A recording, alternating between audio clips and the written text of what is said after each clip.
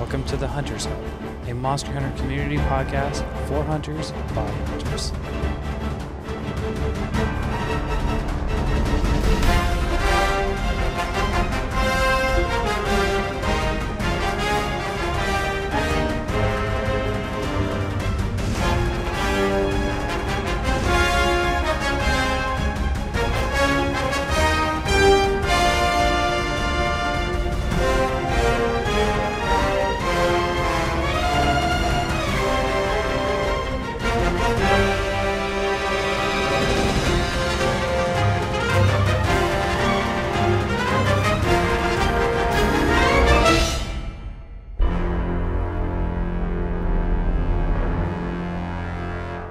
Welcome, hunters, to the Hunters Hub, episode 7.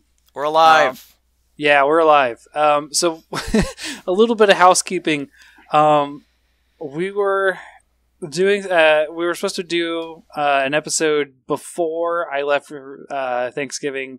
I went to Texas, and we were supposed to have one recorded while I was still gone. Both didn't happen, and then also GOG had a lot of problems uploading, and still is having problems uploading the previous podcast. So, yay! Yeah.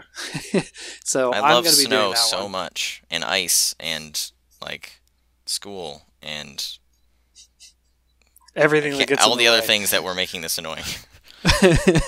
So, so we're still live, but we've been on technical hiatus. Technical is in technical difficulties. We Just had pretend it was a Thanksgiving break. Don't worry about it. So, so that happened. But we are making some countermeasures to handle that in the future, which we will talk about at another time. But for today, we're just going to kind of take it easy and just talk about Monster Hunter Double Cross, just in general, and what we thought about it. And I've gotten a lot further in it recently. I've hit the actual Double Cross content at this point. Fought a Kangala and a Kutku and some other things in the new map. So proud of you. You still haven't used Brave Charge Blade, have you? No, I Shame still on haven't you. even. I don't think I've even changed a hunter art. Shame on you. I made a Rathian armor. Eh. Is that Rathian armor is already a thing. It was already a thing in Generations. Yeah. I mean, I was done with the Kazoo armor. I was like, I'm done looking like this, so I did another.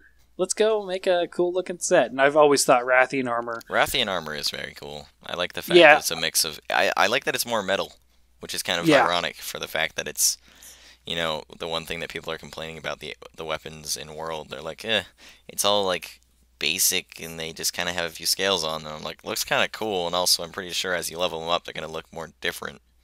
Which I think is the point. But that's a whole different focus. My point is, I like the metal simplified look. I thought it was very cool.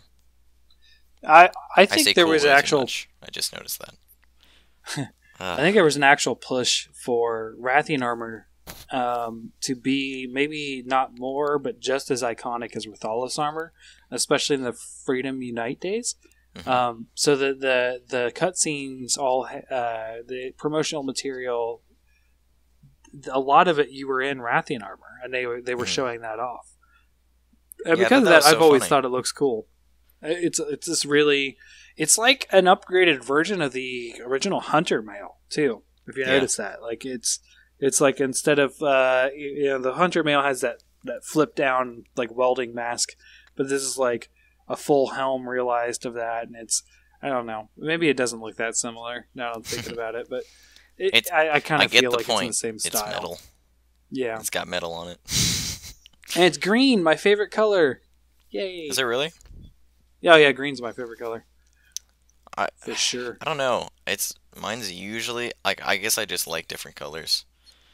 I really like muted black and white layouts sometimes, but I also like light electric blue. Oh, stuff like that. yeah. I also really like purple. I was squinting my eyes when you were saying muted black and whites. I was like, what are you, Corilla DeVille? just like polka dots that are black and white, and that's about it. I do like the electric blue. That's really cool. Then purple. Purple, I would say, is my second favorite. I usually like muted colors on... Like, I like... again, talking about Rocket League, one of my favorite just layout colors in general is very muted dark red on gold. It's like a matte red. Like a very dark matte red on gold metal. So the Kaiser set.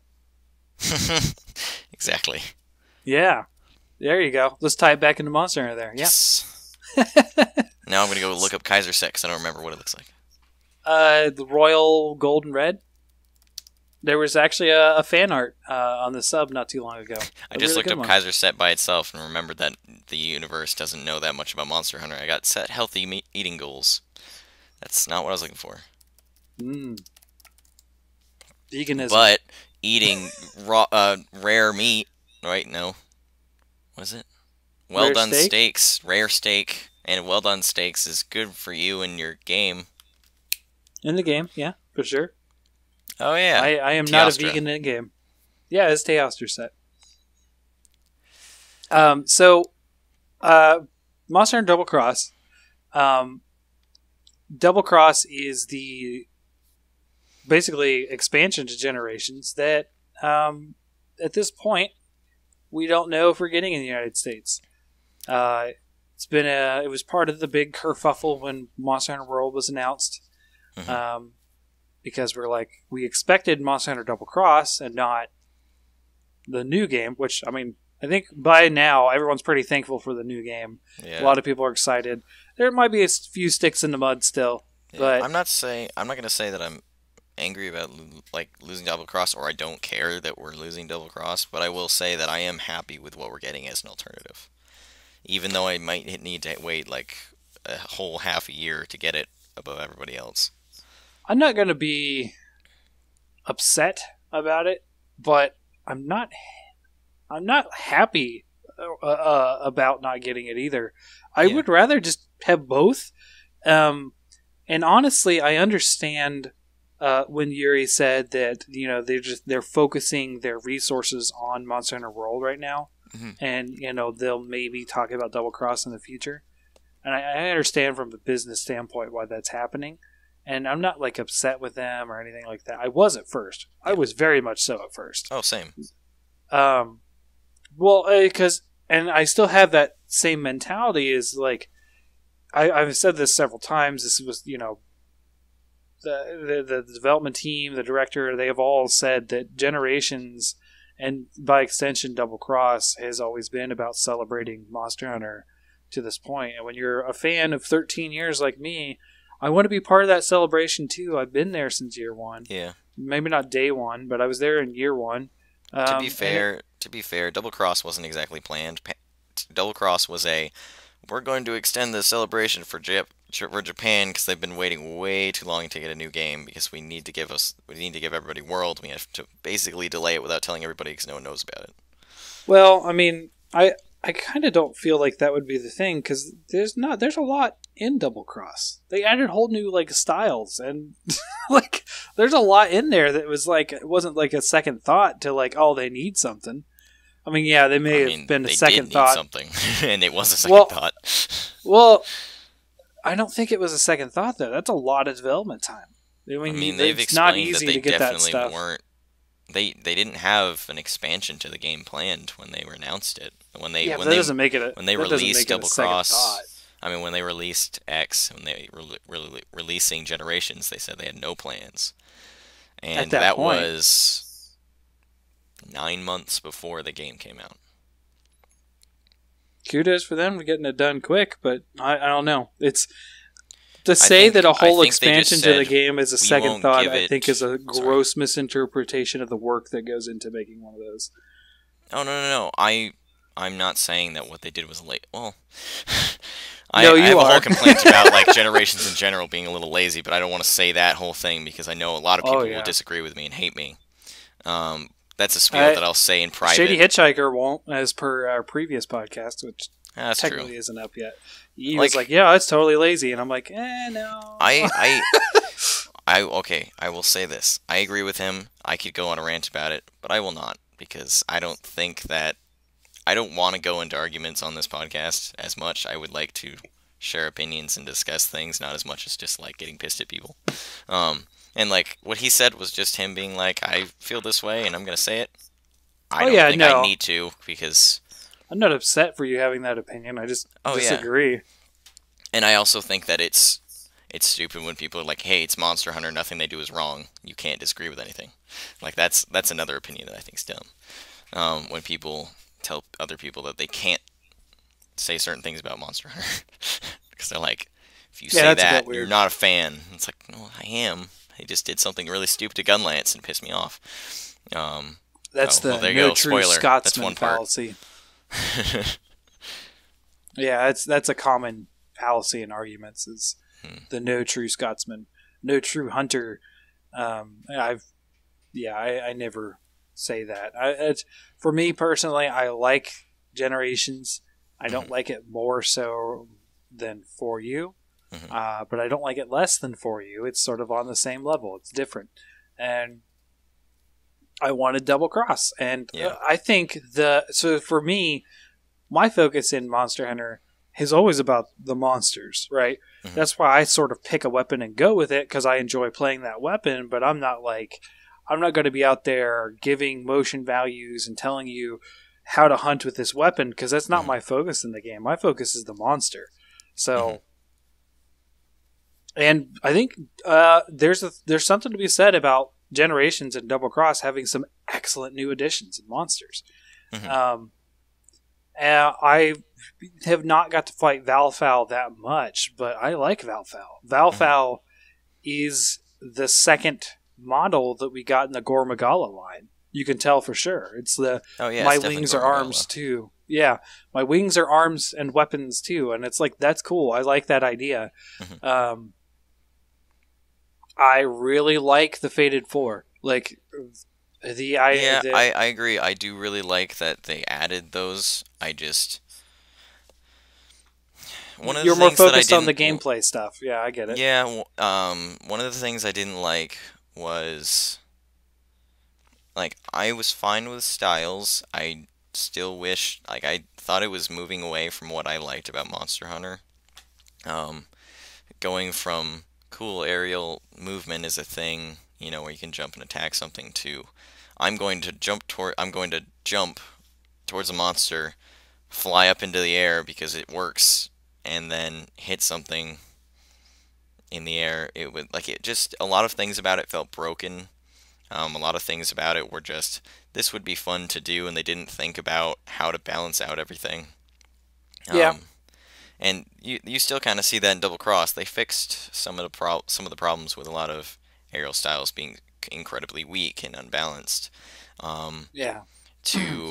Hey, it got a little bit of a fix, but it's okay. No one's ever going to use that anymore because Brave style has kind of trounced everything. Not completely, but Hammer, right. Brave style is amazing. Brave Greatsword is amazing. Brave Gunlance is everything a Gunlance ever should have been and should still be, but we're only going to get so much of that now, which is fine because what it's getting is huge. Brave Longsword is broken. Well, some people say it's not, but I think it is incredibly good for what it is. Brave Heavy Bowgun is extremely broken. Brave... okay, there's a lot of things that Brave. They're broken, blah, blah, blah. You just say Brave is broken. How about that? Yeah, Brave is honestly broken the way they've done it. Because, they give you the... Oh, man, it takes away some health and takes away some stamina. It only takes away the health if you hold it for more than, half a second, which is still a good frame of time to be able to hold it up. And even then, you're taking damage when something's really aggressive and you just stand there and are willing to just take it on the face over and over again. But once you take it once, you put away your weapon, and then you run away, and you can immediately hail where you're standing. Once you go out of that little Brave swoosh where you go around a little half circle, you can just immediately pop a potion. By the time the monster is able to turn around and react to you, you're already up and ready to run away. It's very, very easy. I've said this a lot when I've explained it. Brave is like Adept made easy and made the way they wish Adept had been once they had thought about it and were like, oh, Adept kind of has some problems, like when you dodge through something, you have to run in a straight line. It doesn't matter what angle you're going. Brave, you don't have to do that, which is incredibly broken.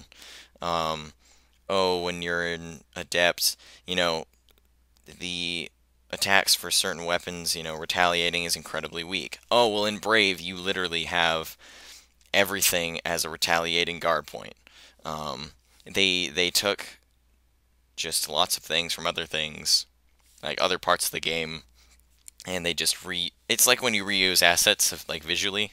It's like they just took other things and were like, how do we make this really good based on everything else we have in front of us that we've already used? Like, what can we put together that's just infinitely broken?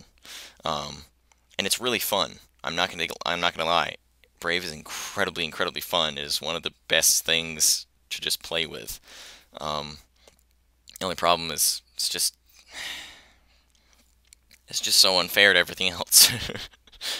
Yeah, well, so one of the things that I feel is kind of weird when people, like they mention like, like it's going out of what I like about Monster Hunter, the styles and, the special moves and that kind of stuff. Well, yeah, that's a little bit more out of the norm, I would say. I agree with that, but people are really excited to see some of those things in Monster Hunter World still. Really? Like some of the moves are kind of integrated into just the general move set. Yeah. I'm really happy about that.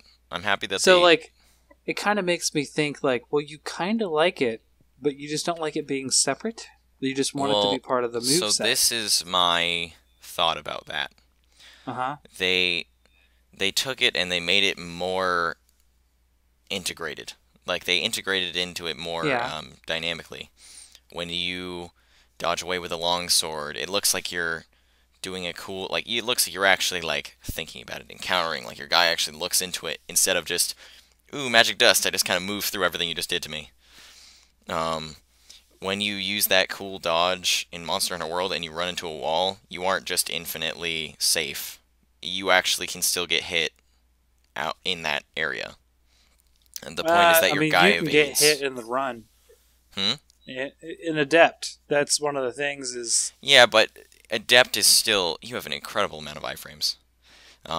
What your dude does in the Monster Hunter World game, based on footage I've seen, I can't remember when, but there was a guy that used the thing where he ran backwards, he just ran immediately into a wall, and he got hit immediately. And it was more of a... The moment you start running in that straight line, you can get hit again in Adept. Yeah, I know, in Adept, but still the big spin where you go... That's... Oh yeah, but it's meant to be that dodge. I know, but... I don't like the dodging so much. It's okay. It's useful if you put yourself out of position and you're in axe mode. So I'm speaking in terms of Charge Blade because that's all I play right now. But the guard, not the guard point, but the perfect block, I think is really cool. I love the perfect block because the perfect block. It opens up some options they kind of took away from 4U. Yeah. So 4U, you used to be able to charge your shield or charge your shield right away. You used to be able to put files into your shield when you got any guard point. Right, and you used to be able to half charge your shield and that kind of stuff, which you still can't do. In Adept, but you can still charge your shield and turn into a red shield at the same move, I think. Correct? Well, so what you do is you perfect block it, right? Mm-hmm. And if you have files in your shield, you can immediately just charge them up. So it's a perfect block. So you have two options. You execute the perfect block, and you can press A, and that will do. It's like you charged up the blade with A and did the slash that charges it up quicker. Mm-hmm. So you can charge up the files. Or you can press X, which does the sort of flip thing that you do, like the flip your shield kind of animation, which charges up your shield into a red shield immediately. And it I also love looks doing very, that. very cool. Mm-hmm. So, like, that's why I really like Adept. I do like the dodging out with the axe if I need to, but I like that because I can run back in and hit with a really powerful overhead chop for a tail or something like that. Or you can do the double swing. Right. So, like, I understand what you're saying. Oh wait, like, no, I'm thinking of Switch Axe, which I use specifically for Adept, where I only use the axe mode, because it's the one version of the weapon, the one style, the one anything that you could ever use the axe and it will do a considerable amount of damage. Where you basically Adept as many things as possible and do the run-in R super swing around tornado axe thingy. That's what I call it. It's like I don't know what the acronym is. It's like Suro axe to. There you go. Swax it. Swaxed it. Yeah. So I don't know. I kind of feel like, it makes sense that you want it to be a little bit more realistic than what's going on here, but that doesn't bother me. Monster Hunter is kind of out there to begin with. I mean, there's, it's all built in a believable world, but like, if you really want to get suckered into realism and start talking about that, like, no one can lift any greatsword. Nope. Those things are way too heavy. Like, no one can lift a hammer. You. Well, actually, no. People can still bench themselves. That's different. Well, yeah, and your hunter may be a stronger person. Yeah. Like, it's also like you have to start explaining and explaining, and it's not. It's the height of you, and it's made of steel. There's a problem there. yeah. So, like, to me, it's like, okay, yeah, it's just like a more cool, like, anime thing, like more exaggerated moves and that kind of stuff. And I think that they have their place and they're cool. And I kind of like the direction that Monster Hunter World took. Like, we're going to go a little bit more gritty, but we're still going to have those cool moves. So, like, you cannot deny that jumping up and slashing with the longsword isn't cool. You know what I mean? Like, where they basically vault off of them and do that slash, and like it slashes in the air a little bit later. That is totally anime, and people love that right now. Like, it's not. To be honest, I think that's going to be a waste of DPS, but whatever. Hey, there is something to be said about fashion hunters and style. Okay. Yeah, it's true. I'm just saying. I know it's just for looks. I know that it what the thing it actually gave you, which was the fact that you go down a level of spirit gauge and then your spirit gauge refills completely. Majority of the time, if you're really good with a spirit gauge, you're going to be in that attack up mode in red all the time, and that's not something you need. So, I mean, we don't know that for sure. It could be far more balanced to be, you're not in that area quicker. I know that if you weren't on the offensive and keeping up your gauge, you would lose it pretty quickly. So I could see that being more of an issue if they made that a quicker. The problem is that we talk about these things. We don't have the game in our hands yet. So, and we're not going to know until the demo. Now, I'm not saying we can't extrapolate, because we're doing that now. We're extrapolating you could probably do that. But like, in actuality, they could be different. Like, it could be that you need to do those moves to sort of like keep your gauge up, or but you've also that seen kind of in stuff. Team Darkside's video that also out of that parry, you can immediately go into a Spirit Slash where you get your gauge up to red, and you can continue doing the Spirit Slash in red, and it also did a considerable amount of damage. When you do the run up and slash where he does like the late, that's gonna suck when the monster moves around, because it's gonna be a waste of your time, and you just dropped a bar. And also, it's still a considerable amount of time where you run backwards and run in. Granted, you run backwards when you do the Spirit Slash inwards. But you run backwards, you run in, you jump up, you go, and then it goes, and then your guy gets up. Same with the Switch Axe explosion thing. Looks cool as frick. Oh, yeah. I don't think it's going to be that useful. It could be very useful for breaking certain parts. Well, it's not considered a mount, which means you might not always knock the monster over. But that might not be true. They might still give you the ability to just absolutely destroy the monster by knocking it over with that, which means that you have 4 of those guys all just jamming themselves into that thing.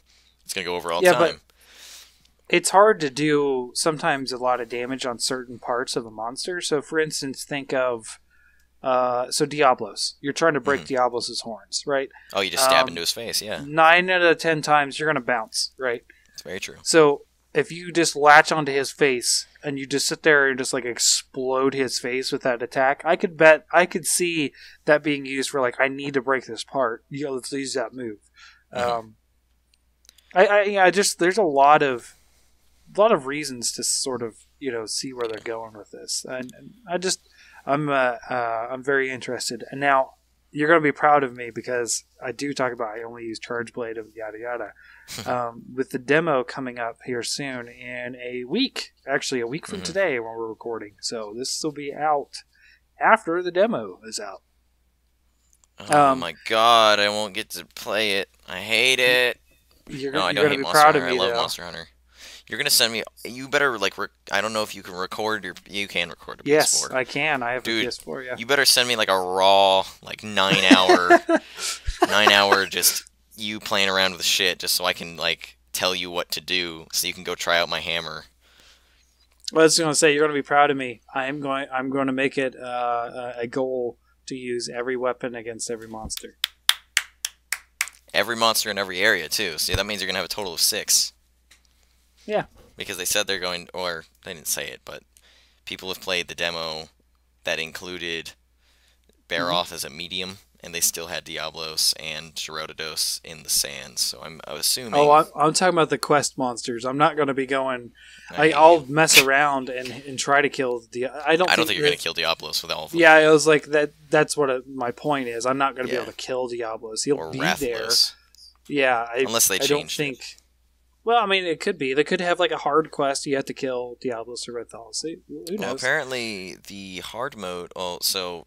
For those that haven't seen it, the demo is going to include an easy mode, medium mode, and hard mode, which is something they do in like most demos. Monster Hunter demos. And the easy mode will be the Great Jagras. Medium will be the Baroth in the sandy... Oh, wait. No, it's not Sandy Plains. Wildspire Wastes. Wildspire Wastes. I'm pretty sure I just thought of a title from Legend of Zelda. What the hell?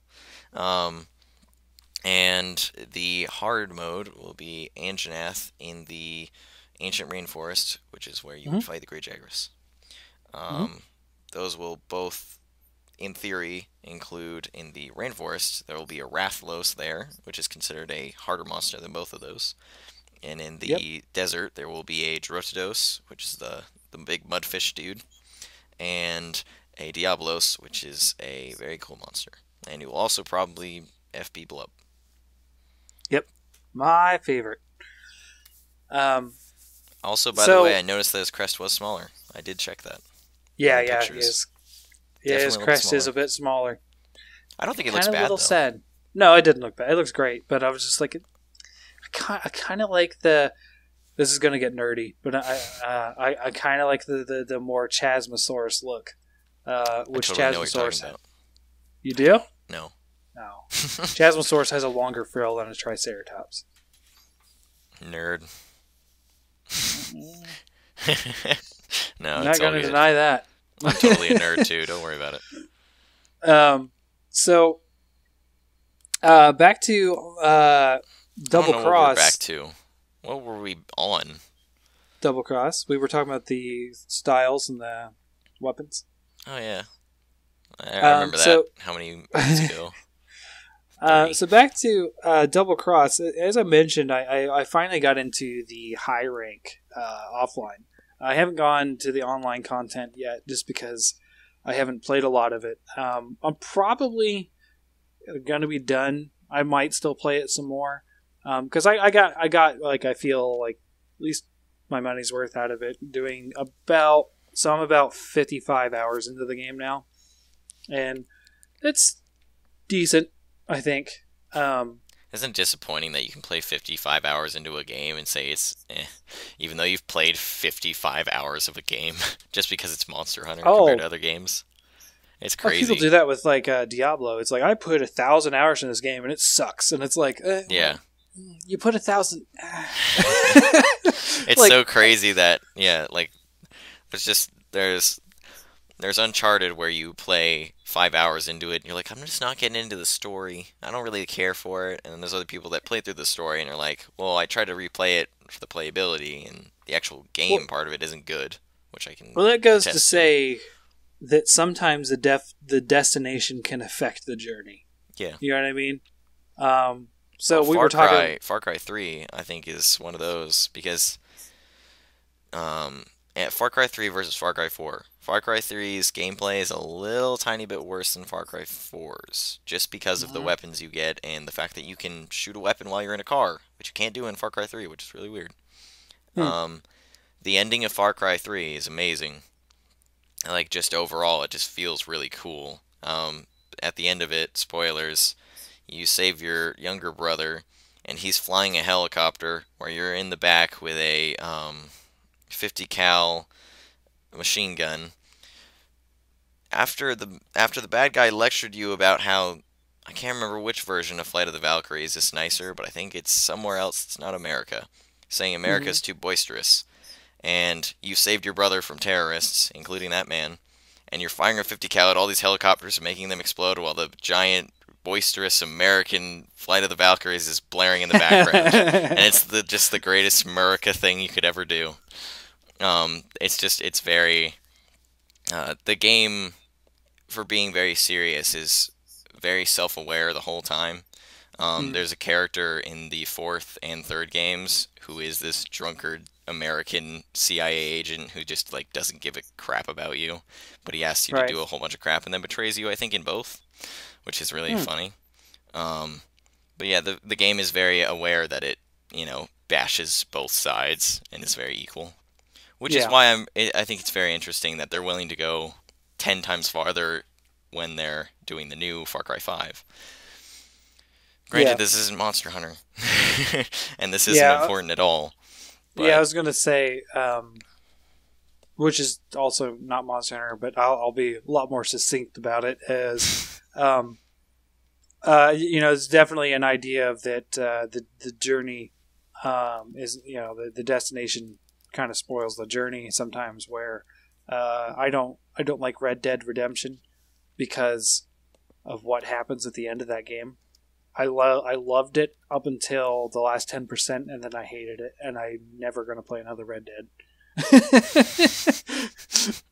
I was just that ending to that game soiled it so much for me. I'm just done. So yeah, like it's hard to say, like, yeah, I don't like Double Cross, because I do like Double Cross, but I've mentioned this several times, that language barrier with the kanji and all that kind of stuff. What really sort of like sold it for me is I got into that high rank area and I was looking at armor sets and I was like, okay, so what do I want to try to make? And I was like, I literally cannot read any of these stats, and I don't have the time or energy to really do that. And this is while I was in Texas doing this. I was like, I don't really, I'm here with family and I'm just like playing when everyone goes to bed. I don't want to take the time to really just focus on this. So it gets to a point where it's more challenging to progress than it would be if I could just read things. And I think that's where it's becoming a challenge for me. Unfortunately, I still want to fight that endgame boss, the giant mantis thing. So I don't know if I'm going to get to that. I think World will probably replace it. But then again, I could... No, I'm not. I'm kidding myself. I was like, and then again, I could run out of things to play on my Switch. And I'm like, no, I'm playing Skyrim. I want to play Doom. I still haven't got Mario. You're going to need to get a new, external terabyte of data just so you can hold Doom on there, though. I don't care. I love Doom. It's true. I don't blame you. You've seen it. I know you got a poster in your room. I'm staring right now at the Doom Revenant. Yeah, like he has a 4-foot-tall poster. He has a Doom poster above his computer. So you can stare at it in glory. Yep. It's all its sexiness. Monster Hunter, my number 1 series. Doom, my number 3. What's your number 2 again? Diablo? Diablo. Such a weird out of place thing for me, because I like Diablo, but to me, it's just a very weird thing to have up in your top ones. But that's also because that genre to me is not the most fun. I like I it. mean, I like it they're a lot, all but like they're all their own stories for me. That's why I love them, and all different reasons. oh yeah, Just you explained to me the lore in it is what's really got you. Yeah, I love the lore of Diablo, but it's also part of that sort of like, oh, I was a little kid and I always wanted to play this game, and I finally got to play it, and it was great.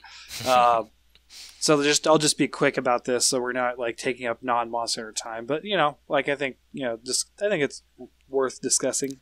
Oh yeah, I think this is as we're coming back and there's not a ton to talk about. I think this is also a very especially since we're not a news podcast for sure. Yeah, this can be very chill and whatever. But when I was 8, I was subscribed to PC Gamer, and there was an article, like a big, like multi-page article about Diablo, and it was coming out, and I looked at it and I was like, "That is so cool! I really want to play this." And of course, I was 8, and that is way above the age range that I was allowed to play those kind of games. So I waited until I was maybe 12 when I finally got to play it, and I went in hard. I played online. Like, I'm not a big online player, but I played a lot of Diablo 1 online. Mm-hmm. I just sort of fell in love with the lore right around the time of Diablo 2. Although, oh my gosh, walls of texts. Holy cow. You think Monster Hunter is bad if you read everything? Look at Diablo 2. Oh, yeah. Gosh, you're sitting there for like 5 minutes reading one person's dialogue. You're like, okay, I get it. I'm just going to go kill the bunch of monsters in a cave. Shut up. That's very true. So, back again to Monster Hunter. What game? I don't remember what I'm talking about. Yeah. Double Cross. Again, I think it's okay if we... Yeah. No, I'm not too worried about it. But so one of the things that I'm really worried that we won't see is the Fated 4 come out of Double Cross in Generations. I'm really worried that you don't because think they're to World, you mean? Yeah. I don't think they will at all. Because they're such cool monsters, but they're so tied in with those games. You know what I mean? Because they're the flagships and that kind of stuff. Well, also because they are very late to the process of creating World. Yes, they were. So unless they were intentionally saying, hey, 4 years ago, like they're just like, hey, we're going to make this game... we've just finished making this game. The portable team's thinking up some crap to put into a new game. We're going to make that into this game. Yet we're not going to use, really the body types that you think we should. We're not going to use those body types in anything else. But, we'll fit them in there somehow. I mean, they could still use the body for Astalos. And Astalos is pretty damn cool. And I'd love to see him in a nice HD setting. But... Mm-hmm. Like, Gamoth just doesn't fit the whole complicated terrain AI, and also I'm not sure we're going to have a actual snowy area besides the coral reef, or the coral highlands, just because the high, strong, like highest level. What is it? The highest altitude? No, there's like the high level monster that the big one of the area, Apex. like the boss. Apex. About Apex the Apex Predator, monster uses ice. I don't really see them having another area where, again, there's going to be another Apex monster, which is ice. I don't... Even monsters in cold areas don't always use ice. I mean, think... Yeah, that's true. I mean... I just think, why wouldn't they would have used water if they really wanted to do the flagship, the Apex monster of each area, I think. They would have put a water one into that area, and then an ice monster into the ice area. Well, that would be more diverse, and you'd actually want to figure out armored elements. You can go to each one and fight different things. It's Legiana, right? That's how you say it? Legiana. Yeah, so I have no idea how you're supposed to say it. I think it's how I say it. Oh, yeah. We can agree on something, I guess. But so Legiana, even though it uses ice, I don't. We talked about this before. I don't think that means there won't be a cold and environment. Now, what I'm starting to agree with you on it from a different standpoint, though. Mm-hmm.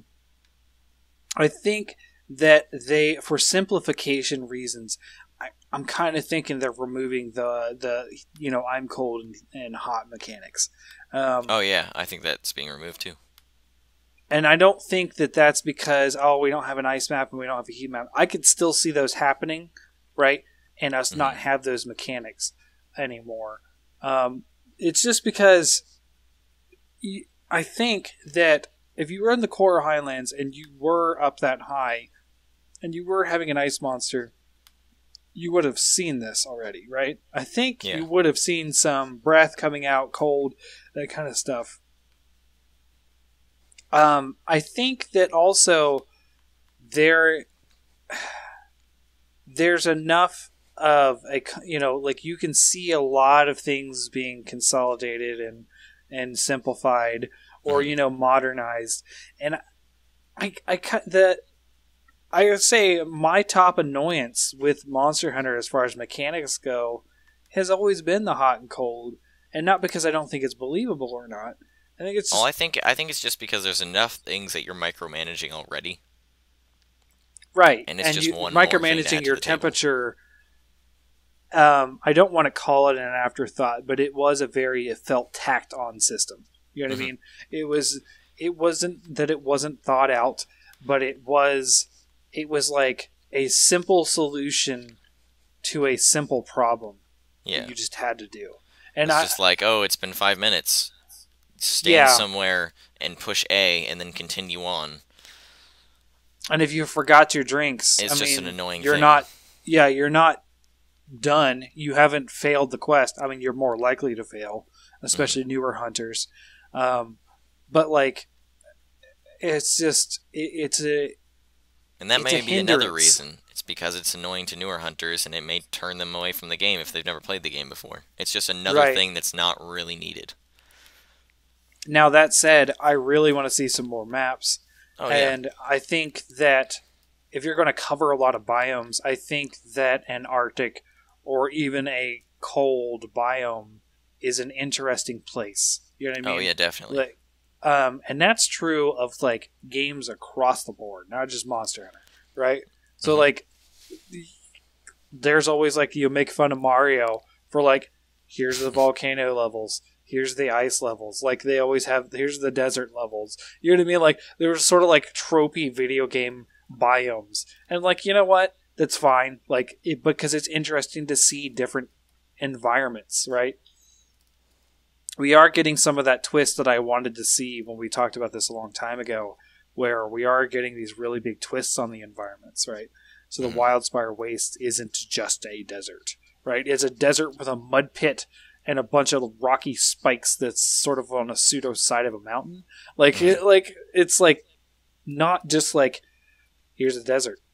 Now, granted, again, I will never say that any of the old environments are just bland. There's fantastical scenery. The fact that they had multiple areas to work in made it possible for them to say, in this area we can do something unique. In this area we can do something unique.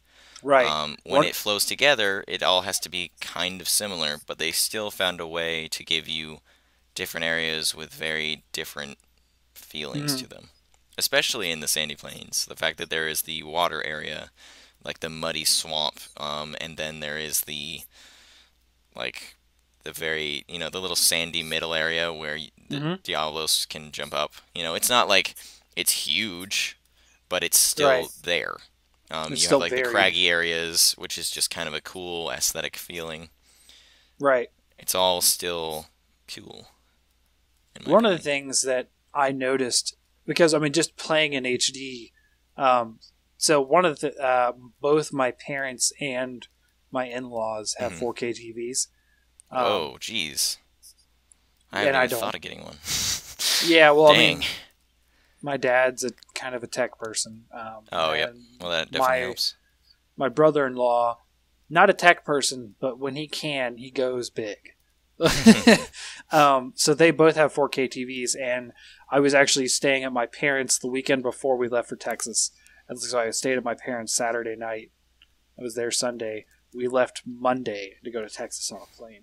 So like I was gone a lot, and it's part of the reason why we couldn't record that weekend, because I was just gone. But both of them have 4K TVs, and I played Double Cross on 4K. Wow. And 4K does upscale 1080. And I was really? looking at this game, and yeah, it'll make it look better. Nice. I mean, it'll just like it usually just anti-alias. It's like an anti-alias without an actual need for anti-alias. Right? Yeah, it's not like it updated the models and the textures, but it still looked nicer. I was just playing, and I was like, "Wow, this looks really different. It kind of feels weird." Oh, it's you guys have a 4K TV? Yeah, it's 4K. Oh, that's why. So, but it helped me sort of. So I just started stopping and just enjoying some of the environments, because. To me, like looking I said, around at Double Cross, it is just very smooth. Yeah, so like in Double Cross, I'm looking at like the old desert, right? This is literally the Generation 1 desert they've updated. It's very different in some areas. I mean, a lot of areas of that desert are different, but the general main areas have the same layout and that kind of stuff. And some areas are pretty close to the old one. But one of the things is if you walk out and you're in the part that's like just the giant dunes, right? You look off into the distance and you can see this mountain that has like a hole in it, and it's kind of like indicative of those sort of like red, cliff, crag, mountain things in the west of the United States, the Southwest. And you go down in the next area and you notice you're like, oh, I'm pretty close to these. And then you go to the next area and you're in them. You know what I mean? It's like you're actually seeing yourself progress. You never appreciate it. Yeah, you never really appreciate it when you can't see it. Yeah, and you actually see and you're in the different areas. So you look behind you and like there's the giant dunes I was just on, and like it. And now, granted, you're far removed for it. You know, you've moved a lot more than you would have just by walking because of the paths they show, like in the area transitions, but. I don't know. Like, I kind of feel like that was like something really unique about the older games. That we're probably going to see that, but just in a closer perspective now that everything's open. You know what I mean? Because you can literally walk to the tree in the ancient rainforest, right? You can go to it, right? Because it's close. It has to be close because you have to be able to walk there. And if it was in the older games, you would see it like miles away to start with. And you actually see that in the map that they added. I think it's just called the Ancient Forest in Freedom Unite. I wonder if it's the same map. Or, inspired by it. Because it does have a big central tree. I don't know. Like that. That would be cool. Anyways, well, it doesn't have Shakalaka King underneath the tree, so... That's a key component to the equation. It's a key. And Nargacugo's dancing all around and smacking Kelbies.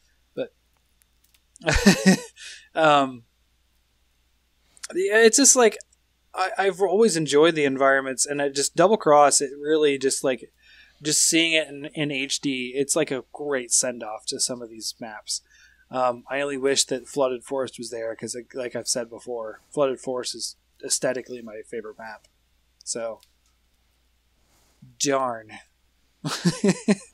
I kind of wish that more third gen Leviathans came back, like the Gobel. I love the Gobel. I miss it. Give me my giant spiky... I think a lot of people love the Gobel. I don't know why it didn't come back.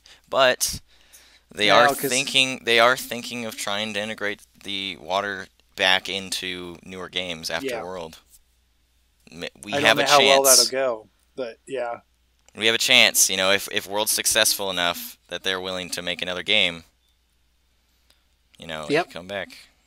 Oh, come on, it's going to be successful enough. I want it to be. I still don't know. Monster Hunter 1 was successful enough to get a new game, so... Yeah, but Monster Hunter World or Monster Hunter, way back then, also had... Well, it was to be successful in America, right? That was their main goal. For World? No, the original Monster Hunter.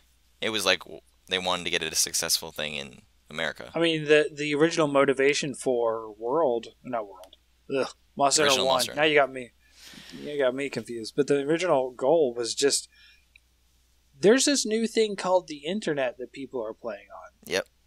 Let's make a game where you can play with your friends. Yeah. So, like, but I think sales-wise, I don't know what they expected. I don't think I've ever heard that. I know it did not do well in the United States. Oh, okay. So it was just in general. Yeah, just in general. I mean, it had to have, and then it got sort of like a big. I think it did okay in Japan, relatively so, but it didn't really take off in Japan until it was on the PSP. So, which was fairly soon after, because there's only 2 games released on the PS2 before it hit PSP. So, but yeah, I don't really know the numbers of that kind of stuff. I bet you that Shady Figure could attest to some of those, at least. He's very knowledgeable about this stuff. But yeah, it's just so cool to go back and see some of these old maps. Like I'm astonished by how great it looks sometimes. And it's nice to go back and fight some older monsters. And as you guys will hear in our previous podcast, Shady Hitchhiker, not to be confused with Shady Figure. Shady Hitchhiker, our guest, was just crapping all over Gen 2 monsters. He did not. Oh my god, that was so funny. I didn't want to say anything because I was like, I don't want to make too many people angry. But and then everyone ganging up on me about the felines thing. I forgot about that until I listened to it again. And I was like, Shocker for my life. gosh. Hashtag. You know what? You're perfectly okay liking shakas. I just You're not okay. You're racist. Wait, no, am I racist? Who was racist?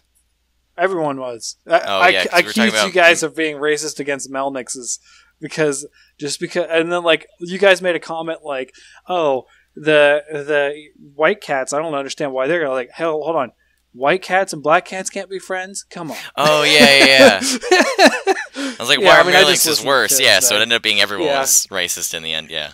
Yeah. And I was like, well, I am racist against shakas because they're ugly. But yeah, I don't want to get into the debate of the cats versus the shakas. I think that's just a preference thing. But yeah, it's just nice to go back and see a lot of those old mechanics. Like not mechanics of the monsters and that kind of stuff. It just I really want every monster to come forward. I just do. I love every boss monster for its own reasons, even if the fight isn't all that great, right? Like I mentioned that Volvadon is probably one of my least favorite fights, but hate you. Sorry. Well, just because it's so easy. He's interesting. His attacks are Don't interesting. Don't say that to him. It offends him. I'm sorry, but I would probably... Yeah, I mean, like, me just saying stuff about him would make him roll up on a ball and just go away. Like, he's so weak. I think the bear monsters deserve a bigger health pool. Yeah, it's true, though. The bear-built skeletons are all terrible for some reason. Yeah. Now, one of the things that I'm really going to miss from, Generations and Double Cross is the deviants. I, for once, like an endgame mechanic. Like, I hate Hyper. Hate Apex. Except Double Cross's endgame is... I don't Hyper. like it. Yeah, Hyper, everything. Deviants are overpowered. Get out Lelka stuff. That's it. Like... Well, so... Everything is overpowered. If you're offline by yourself, it's almost impossible. Have fun. Well, I mean, people do it. Everything insta-kills because we didn't know what to do with our roster, so we just made everything hit harder. I mean, yeah, that's why I don't like the end game of most Monster Hunter games, but I like the design of a lot of these deviants. I like the idea that an Apsaris... Not an Apsaris. What is the name of the bear? Arzuros. I did the exact same thing last time. Yeah, Arzuros can, like, survive long enough to become this massive red helm bear. Like, I mean, it doesn't make any sense, but yeah, it's cool. Yeah. Like, it's not like it evolved or something. Like, it hit level 50. It's become a red helm. But I like the designs were cool, and I think the red helm and the Poison Queen are the only deviants I fought in Generations. I never took the time before I lost my save in Generations to fight all of them. So I think some of that is kind of cool. I like the Rathalos. I like his design. I never fought him, but the designs on his wings, his attacks. Oh yeah, like hitting but then everything. Besides that, he was just more annoying. Yeah, but I mean that's how a harder fight is going to go. It's going to be more annoying. I know. I guess my problem with Deviants that they were just like they just like thought a little bit harder about them as subspecies. Like they just like cared more when they were making a subspecies. That's what it felt like to me. Granted, there were still ones that were subspecies, like Crystal Beard was the most he was different to a subspecies was the fact that he wasn't complete reskin. Or I mean, he was a reskin, but it was more than a color. Yeah. Like his body wasn't built the exact same way visually. Right. Mostly because his chin looked different. But other than that, the moves that he gained were the Steel Uragans, and he had G rank moves before G rank. That was. Oh, he didn't have any unique moves. I don't think so. Besides the fact that he like started dropping like the sleep rocks. I guess that's a new move. Yeah, I would call that a new move. But again, that's like a sub where they're exactly the same. They just add something to the move, or they allow them to do a move at a different time or something. Well, so again, because I've only fought really to any extent the Red Helm. I think the Red Helm's the only one I beat. When he hits the water, when he's swiping, he throws fish at you. Normal Arzuros did that. Not for as much attacks as he did. He still did it. But it's more pronounced with the Red Helm. Okay, it was something that was added that was still a thing, though. It's still just a subspecies. Yeah, but it's still... It looked cool. It's a bigger and better attack. So the Poison Queen or Poison Princess or whatever you call it. Oh, no, Poison Queen, the way that she landed, that was a unique thing, I think. I don't remember that being something that and Gold or Pink did. The poison spraying everywhere when she was doing her cool. moves. That was a cool effect. Yeah, like... That was cool. I think that like that kind of stuff was really cool. Again, I'm playing off a memory from like Generations, like 2 years ago now or something. Mm-hmm. I really don't remember Fish coming out of Arzuros when he was swiping in the normal form, but I do remember noticing it at least a lot more in the Red Helm form. Well, it's because when he did his meme dabbing, that was when everyone noticed that it was a thing at all. I'm pretty sure he still does it as a normal one. But if I'm wrong, then whatever. Well, I think we can at least agree that it's more pronounced. Oh, definitely.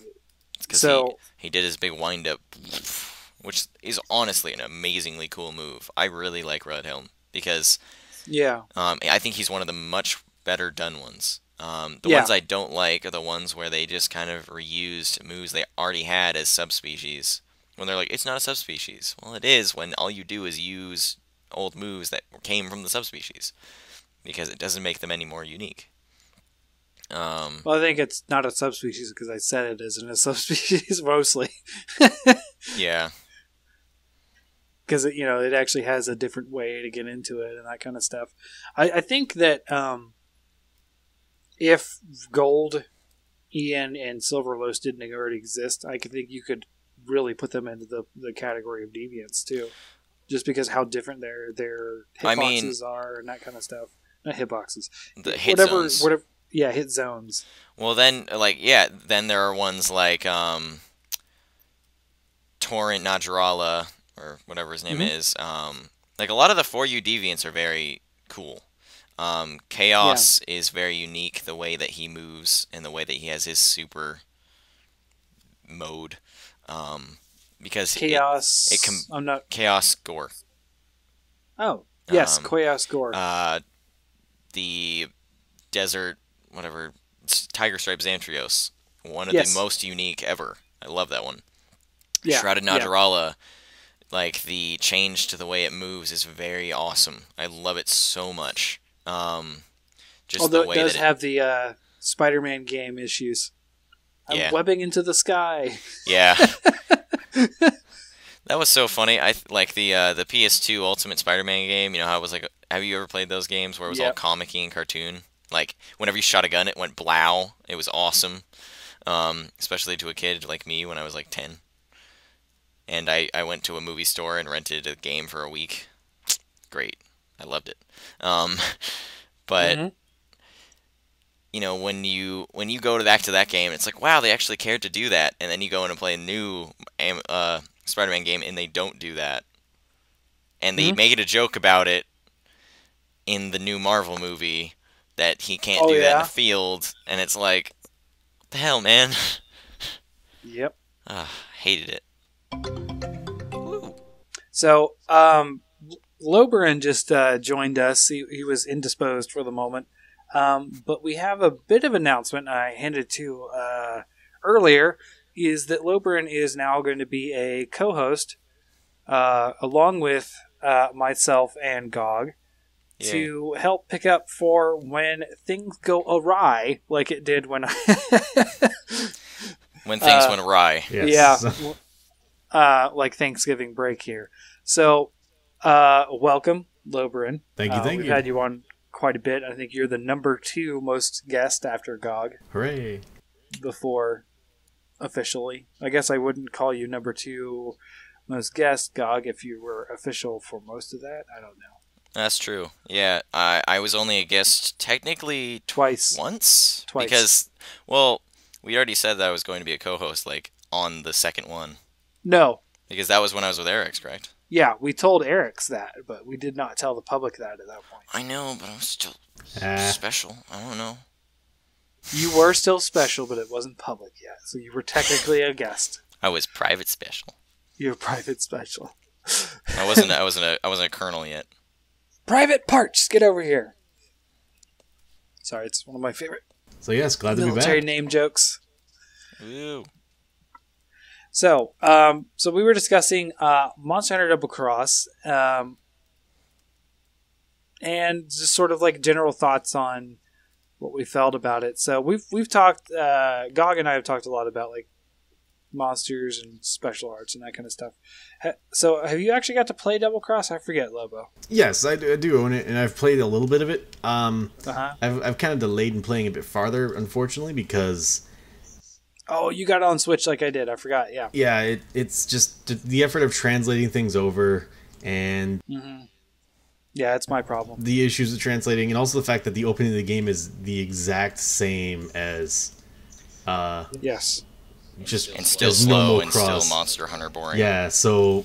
And I have already started Cross like 4 times now. So doing it a 5th time for Double Cross, I'm just like, I want to die. I only started it once, so... Yeah.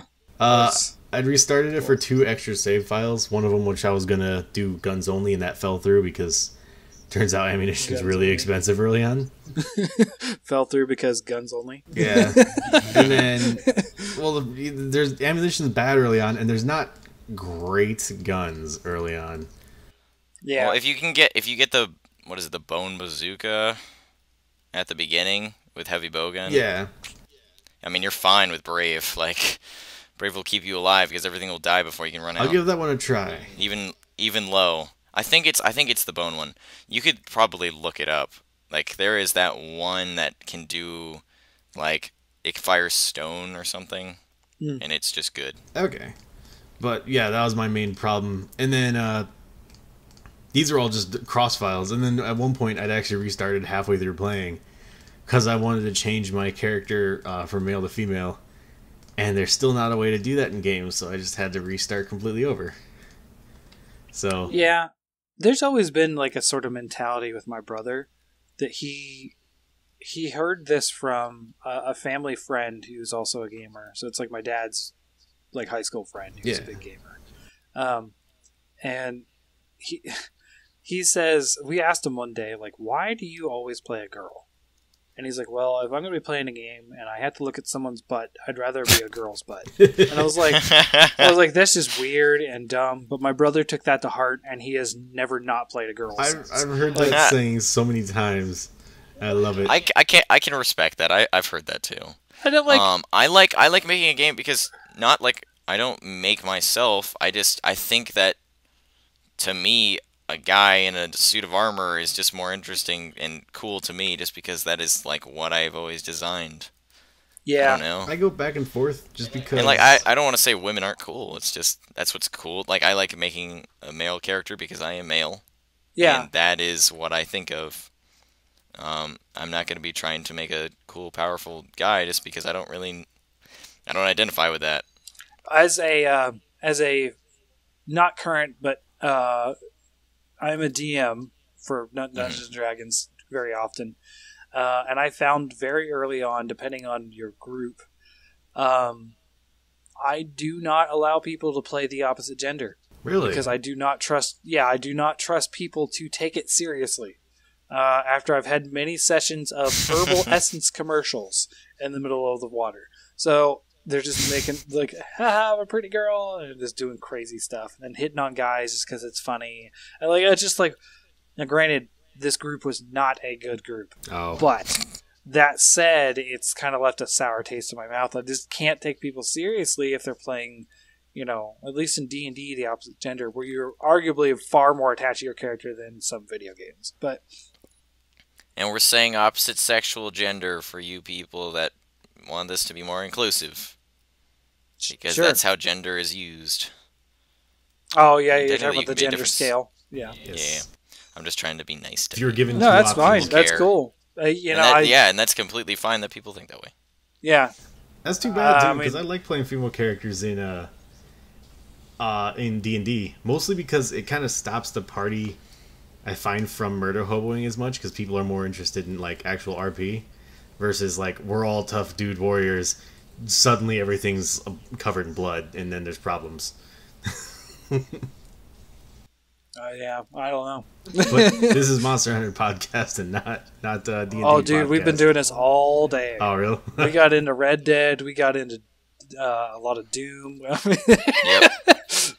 We talked about that poster for a good amount of time. Yeah. But I think we talked about Red Dead and Far Cry the most. Yeah. Can't lie. I would like a Doom armor set in Monster Hunter. I think it'd be awesome. Oh, so did you guys ever see the Monster Hunter crossover in Diablo? I got the Monster Hunter weapon several times. Yeah, that's it. Just the Monster Hunter weapon. So in Diablo 3, there's a sword. It's just a one-handed sword. That is it is not a weapon in Monster Hunter, but it's called the Monster Hunter, and it looks like it's made of Rathalos and Rathian parts. It's just, and it's straight up like inspired by Monster Hunter in the game. So I'm always upset. That was cool. It's like my number 1 and number 2 series together. Yes. I was sick because whenever I find it, it's always like weak compared to what I have, which is disappointing because I want to use it for once. It has like nothing. It's like literally a stat stick weapon. Yeah. Like it has no special abilities, which is disappointing. Actually, no, that's not true. It now has % damage versus monsters, but that doesn't really mean anything. Oh boy, what's the max that can be? Not much. I think it's actually it's a decent amount. I think it's like 30. 15% is the max. Oh, really? Yeah. Well, no, I think legendaries can go outside of that, right? I don't know. Again, I don't know. I'm talking out of my butt about a game that I stopped playing so much. Just because I talk about playing through the same content over and over again. Oh my god. That's the other reason I haven't been playing Double Cross as much, because I played many hours of Cross, and then recently I got back into Warframe and Mario Odyssey and all these other games, and it's like yeah. That's Mario Odyssey, I've heard, is very fun. It is enjoyable. I guess I'm waiting till Christmas, according to my wife. But then we have 1 month and some change until Worlds. Monster Hunter. And I'm excited. Well, 1 week until the demo. Really? That's right. True. Isn't it? You have to order ahead? I forget. I don't know. I don't have any sort of ticket that I pre-ordered. PS Plus. Oh, okay. Yeah, you just have the PS Plus. And you can preload it on Friday. Do you know if they announced? Do you have to have PlayStation Plus in order to play online with other people? Yes. Oh. Yes, you have to have PlayStation Plus to have the demo. No, I mean like once the game releases. In general. Yeah. No, yeah. Yeah, any because online that's game, how PS Plus works. Yeah, any online game is behind the PS Plus wall. Okay.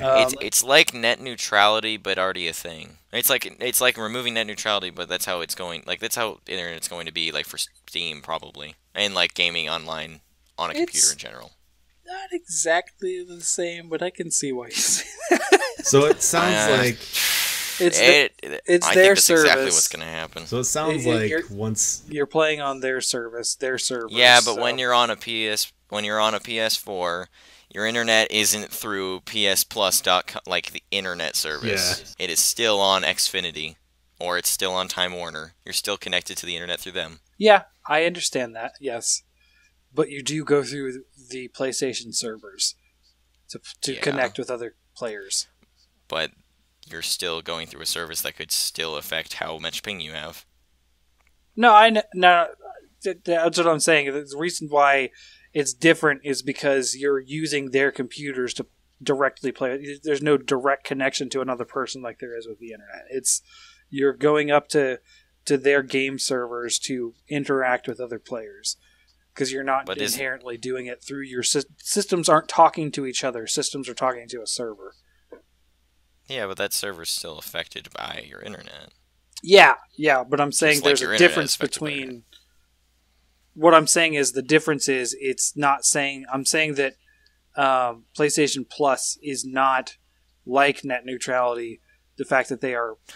No. That's not what I'm saying. I'm saying PS Plus is like when you remove net neutrality. You're paying for the ability to play with other people. Yeah. I'm disagreeing with that because it's different. I just know I'm probably going to wait until I'm going to get it for PS4, obviously. And then once it releases for PC, I'm going to wait a little bit because I'm hesitant about ports after some disappointing things. Yeah. I get... Oh, okay, one more thing about the neutral thing. I'm saying it's very... Like, it's a heavily simplified replication of it. That's what I'm saying. Okay, well, continue. I mean, I don't want to go into it too much, but I'm saying that the reason why that's kind of misleading is the fact that in order to play with other people, you have to go to the server. So you're sort of paying. It's like you're paying for the internet to begin with. You know what I mean?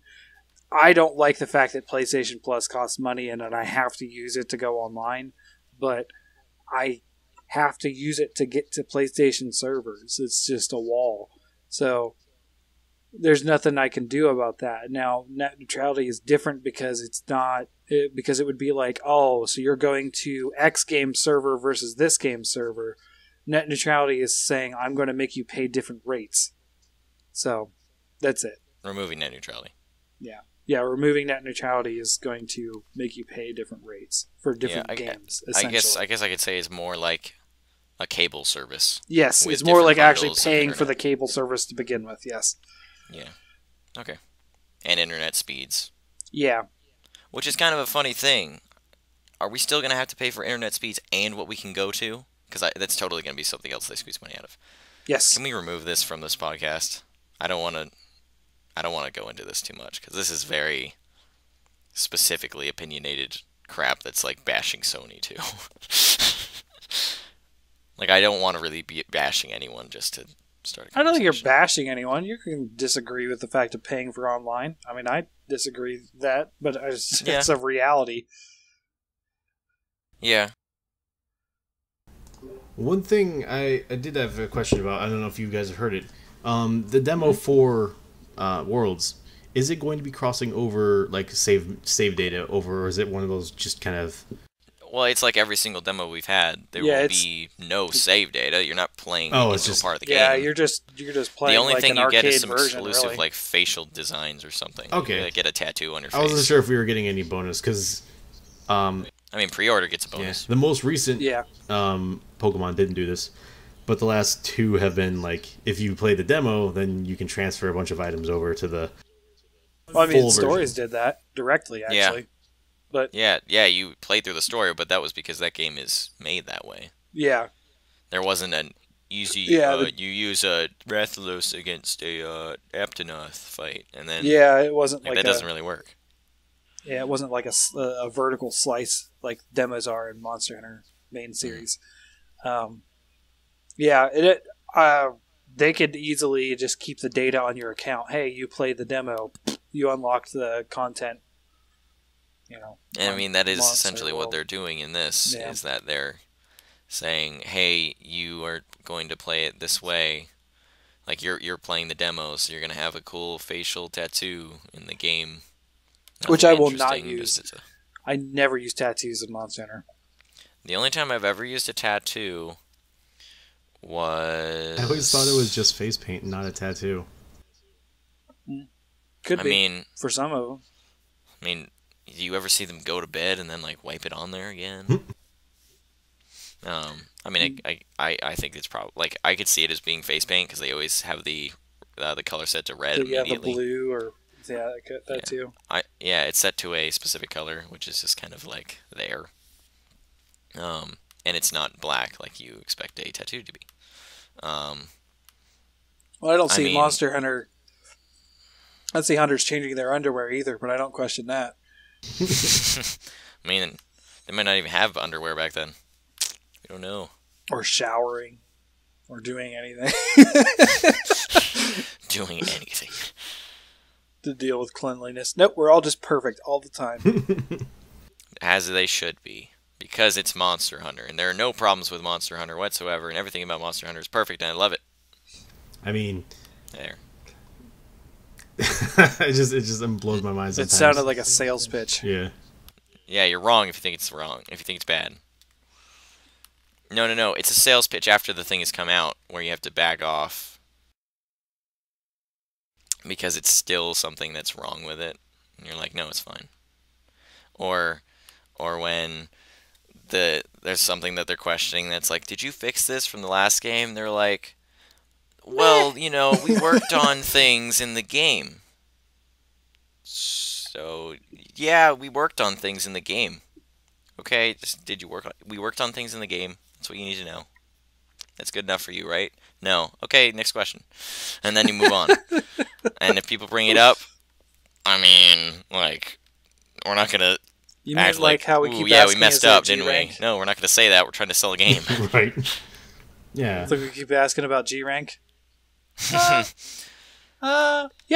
we game's got high rank and low rank. There are still ranks. Okay, has it got G rank? It's got ranks, man. Ranks exist. Yeah. Winky. And I mean, I'm pretty sure they said that G rank wasn't gonna be a thing. I'm pretty sure they said that high rank and low rank still exist. I think that's what they said. Which, I mean, is pretty much them saying no. But we're gonna say it in a nice way. Yep. You gotta have that expansion. Mm-hmm. Alright, well, thanks for having me on, guys. Sorry I couldn't stay longer this week, but I'm looking forward to next week, and hope you guys have a good rest of the day.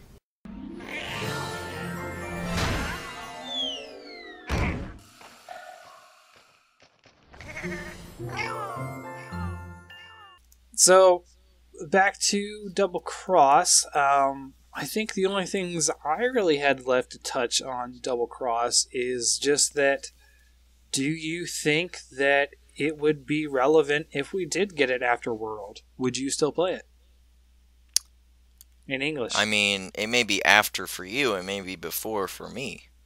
Yeah, that's true, because the PC stuff. I probably won't, because the money that I'm going to be thinking about putting into paying a monthly fee for a lot of things now. Mm-hmm. Just because of the monthly fees I'll be thinking about. But I think I just won't have the real time to really play another Like, if I have to go and get a Switch and actually play on a Switch... Mm-hmm. Sorry, I just read something. I don't know. I don't know if I'm going to put the time into buying one. Because I'll probably... The next time I'm really going to have income is working in the summer. Yeah. So having, like, a personal income besides, my birthday giving me $50 or so to go buy the game when it comes out in the summer. Sorry, I'm laughing. Just to remember, those are definitely my days for a while. Oh, yeah. Like, once I'm out of high school, I think, like, primarily my money's going to be going into taking care of myself when I'm in college. Yeah. So the fact that I have this computer now gives me the ability to say, I'm going to, for $50, buy a game, download it on my computer, and then whenever I find some time, I can play something. Yeah. Granted, I am 100% expecting Wi-Fi to be affected by the removal of net neutrality if that comes to happen. Probably will. Meaning I may need to focus on a very shitty Wi-Fi that gives me the ability to do my homework. Yeah. So if I'm going to be going to a college where there are 3 Wi-Fi connections that say high, low, and middle tier, and depending on which one you pay for, you may not have the password for each one, that may not be a possibility for me just because of money. And being able to play the Switch online is, for me, definitely needed when I went through the Switch, when I went through it on the 3DS. Yeah. And needed it to get through the end game. Oh, yeah. I don't believe I'm going to need it for World just because the game feels much easier. So far, that's a completely subjective, completely objective thing to think about because the game's not out yet. Yep. But where it is going, it seems like it will be a little bit more user-friendly. It's also a first-person player-friendly game, to the fact that they will give me, weaker monsters online in general. Because there won't be a solo. And it's going to be one of those games that I'm going to be much more focused and calm and just playing through. And it will be something that I won't need to worry about having the ability to cheese through everything just to beat it. Yeah. Okay. The Switch game is very fun, and I think that if we got the game, I'm going to be playing that game much more than I would the Switch game, even if I had the ability to get it. So, I think I'd rather just stick with my computer than going out of my way to get a Switch and getting a TV to play on. I mean, you could just play it on the Switch control, the little device, but I don't think I would want to. I don't know. I'm not really focused on that. I think that they don't really have a reason to come out with it after World coming out anyway. Like, if we're going to move into the idea for Capcom wanting to push it, I don't think they have a reason. They're going to hopefully be making money out of Monster Hunter World, which means all those new fans, if we get any, hopefully we do, will probably not have a need to go back to a less visually nice... Well, to be fair, it's on a different console, but it's not as nice visually, plays very different, very impossible to get into compared to what they've been carried into in the new game. Not carried in a bad way, I mean, they've been shown how to play the game. Yeah. Whereas in the Switch game, it doesn't do that at all. Notoriously, Generations, in my opinion, was kind of a step back in giving you any area to learn or interface to learn from. Right. Not that any of the other Monster Hunter games were good, but they at least gave you something. Generations is you're just kind of like, there, go hunt, and you go, what? At least in Portable Third, they told you how to open a door. After that, they didn't tell you anything, but at least they told you how to open a door. Yeah. I'm pretty sure they tell you how to swing your weapon. No, they don't. Portable Third tells you how to open doors with square. That is it. So I was going to say, is I think that if it gets a push, which I could see this happening, it's not going to come from Capcom. It's going to come from Nintendo. And I could also see, because the rumors were like back when we first had Monster Hunter World rumored before it came out, is that the portable line was still going to be on Nintendo. Nintendo, yeah. So I could see Nintendo pushing for Double Cross to still come out, and they're waiting on the whole Monster Hunter World thing to blow by, per Capcom's request or something like that. I could still very much see the line of games continuing for the Switch, because it's hard to ignore the Switch's success right now. Yeah, and also for the fact that we're seeing Doom and LA Noire, even though they may not fit on the Switch, be playable on the Switch. Yeah, I mean, not to make it about Nintendo and that kind of stuff, but the fact that Doom and LA Noire don't fit on the Switch is more a problem of compression versus there's the low power memory to play the game. Yeah, the low memory on the Switch is a thing, but also like if Breath in the Wild can fit in such a small file size, I think they could do that to LA Noire. Just saying. Yeah. Well, to be fair, Breath of the Wild is also made on the engine, and it was made to be compressed to that size. Well, it was also made visually. Nintendo is also really good at compression. Where other places well, yeah, because they've always needed to. That's what they've always worked with, is a system that they've wanted to be smaller and more, and it's cheaper, and it's able to be... It's not entirely true. N64 was supposed to be more powerful. Yeah, but I feel like once they hit the Wii and the Wii U, they were going to a sort of we're in our own ocean. Yeah, definitely. You by come that here time, for our stuff. You're not really expecting to get anything outside of. You're not expecting to go somewhere else. You're expecting to come here for us. Yeah. If you want to get stuff from them, you go there. Yeah. We're just kind of here in our own ocean. We have a lot of funds. We make a lot of money out of children and people that relish old games that we've made. We are completely fine and safe. We can make money. We are fine with focusing on making very out-of-the-box things where we go, hey, this is a cool thing. We should do this. No one's ever done this before. Let's do it. Let's make a Switch. Let's make a motion-controlled thing. They're very different. Yeah, for sure. But or a GameCube controller where the analog stick's in the center. Very strange. Or was that the 64? Very clearly, from the sort of sour reaction we got with the whole leaving Nintendo, there is still a Nintendo-based fandom in the Monster Hunter space. And some of which will not be able to play World as a result. Because they don't have a PC and they don't have a PS4. They just had Nintendos. So, 3DSs even, or, some of us do have a Switch. Now, I am a Nintendo fan, but I also have other systems because, I was more a general gamer. I like Nintendo more, but I've had every PlayStation, which is kind of a coincidence more so than anything. I've only purposely bought the PlayStation 3 and 4. The other two I just got from other means. Yeah. But, there's definitely an audience still there in the Nintendo space. So it's not like it's weird. It's a weird situation, and it was a weird situation on the PSP too when it left that.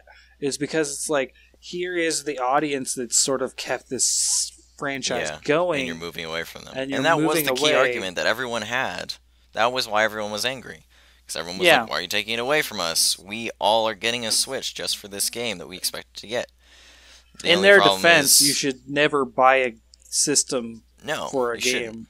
That isn't out yet. And it's because we're in the unique position of having a game that is released somewhere before it is released here. A lot of games don't have that. And you don't really think about it when you're someone who is such a core fan of a game. Well, it happens for a lot of Japanese series, though. But that doesn't happen to Halo. To be honest, a lot of big AAA games, not that Monster Hunter was ever a AAA game, but just a lot of games don't have that. You don't see that with, the majority of American games played in American college, just a lot of mainstream games. They don't have that at all. Yeah. So a lot of people that I'm assuming have played those games and came to these games beat their way into this game over a game or two that they actually got to the ability that they could play it, and then they get it taken away from them once they finally understand what's happening. They're like, what the fuck? Yeah. And it's because they're expecting this. They know it's happened, and they're expecting it. When you get a game of Far Cry, or not Far Cry, but if you got I don't know, you got a whole bunch of Call of Duty games, and they were bad, and they were bad, and they were bad. At some point, do you go, no, it's okay, they'll keep making video games, or do you go, maybe they're going to take it somewhere else? I don't actually know yet. Yeah. We actually saw the tangible game. We saw that it was good. We saw that it was playable. We liked it. Right. If you, like, Infinity War, oh god, Avengers is on my mind. Infinite Warfare came out as a thing. It existed like in Germany or not here. A year before, but months before, and we went, ooh, that looks nice. I kind of want that. That looks fun. And then they bought the system, and then it was not brought over. Yeah, I mean, I get where you're going with it for sure. Yeah. So, but I think aside from that question, because, I mean, personally, I would buy it. I would just like to play it in English because I do want to fight those monsters that I haven't got to fight yet, like Giant Praying Mantis. But, and the Deviants, I want to fight the Deviant Diablos. I don't know if I'm going to take the time just because it's in Japanese. So, there's definitely things that I would still want to play. And the fact that it's on a separate console than my PS4, so I could actually be playing, in different situations, because I do take my Switch to work, and I play on my lunch break and that kind of stuff.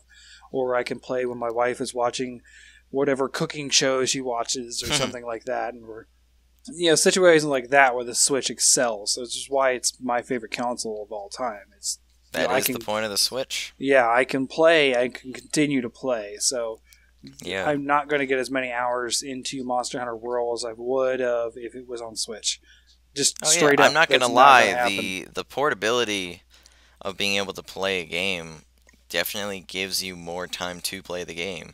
Yeah. A lot of time I took playing the 3DS game was, we're driving to my cousin's. It's 40 minutes away. My dad's driving. My mom's in the front seat, and I'm crammed in the back of the truck. Of course, I'm going to do something that's going to distract me from the pain of my knees being crushed. Yeah. Technically I could play on my PC, but it's got an NVIDIA GeForce, so unless I put the game into 480p, I can't do anything. Yeah. Okay. And also, found the space to have the controller and have my PC die in 4 hours. Hopefully that's within the time frame of the drive. So, I think that about wraps us up. So yeah.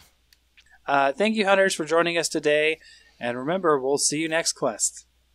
And remember to stop rambling.